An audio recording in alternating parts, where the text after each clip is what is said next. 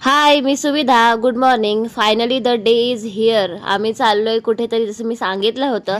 Swarni raincoat वगैरे घालून मस्त रेडी झाली होती आणि आम्ही जाता जाता पहिला हॉल्ट घेतला कर्नाळ्यामध्ये, कारण का गाडीमध्ये हवा थोडीशी कमी वाटत होती म्हणून ती चेक केली आणि पुढे निघालो. त्यानंतर थोडी भूक लागली होती म्हणून पुन्हा थांबलो आणि आम्ही थांबलो होतो पेझारीला, राजधानी रायगडच्या समोर वडापाव भजी वगैरे खायला. And this is our last halt. आम्ही थांबलोय इकडे स्वीट मार्टच्या शॉपमध्ये सगळ्यांसाठी खाऊ घेण्यासाठी आणि मी खूप जास्त एक्सायटेड आहे. आणि फायनली मी पोचलेली आहे माझ्या घरी. म्हणजे आम्ही आलोय अलिबागला आणि आल्या आल्या आमचं स्वागत ताज्या ताज्या मच्छीने झालं. बाबा आम्ही येणार म्हणून मस्त अलिबागवरून फ्रेश फ्रेश मच्छी घेऊन आले होते, तर ती आई इथे साफ करत होती. आणि मच्छी खाण्यासाठी मांजरीची आतुरता तर बघा, कशी स्टंट मारून मारून मच्छी खाते. आम्हाला इतकं कॉमेडी वाटत होतं ना, किती उड्या मारून मारून मच्छी खात होती. त्यानंतर आफ्टर सो लॉंग टाईम आम्ही सगळ्यांनी बसून दुपारचं जेवण केलं. आणि फॅमिलीसोबत टाईम स्पेंड करणं हे किती इम्पॉर्टंट आहे हे माहितीच आहे आणि खूप मस्त वाटतं.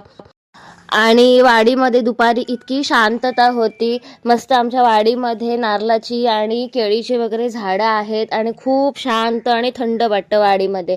जेवण झाल्यानंतर आई भांडी घासत होती, तर स्मरणीची नाटकं बघा. स्मरणी म्हणते मम्मा मी मदत करणार आईला, आणि तिला काय भांडी वगैरे घासता धुता येत नाही, तरी पण ती हेल्प करत होती आणि खूप खुश होती आणि हसत पण होती.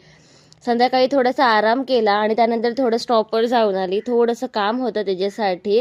आणि गावामध्ये खूप दिवसांनी गेल्यावर खूप छान वाटतं ना. तिथून आजीला भेटायला गेलो. ही आहे माझी आजी, जी 94 इयर्सची आहे आणि तिला खूप मस्त वाटतं आम्ही गेल्यानंतर भेटायला. तिथून मग घरी आली, दिवाबत्ती वगैरे केली, समर्थांचं दर्शन वगैरे घेतलं. आणि हे आहेत माझे आजोबा. त्यानंतर आम्ही चौघींनी बसून मस्त मदर डॉटरवालं गॉसिप केलं, जे की खूप दिवसानंतर आम्ही केलं. आणि स्मरणी इकडे तिचा अभ्यास करत होती. तिची बुक ती घेऊन आली होती, कारण का एक्झाम आहे, अभ्यास करणं खूप जरुरी आहे त्यामुळे. आणि असा होता माझा आजचा दिवस. बाय.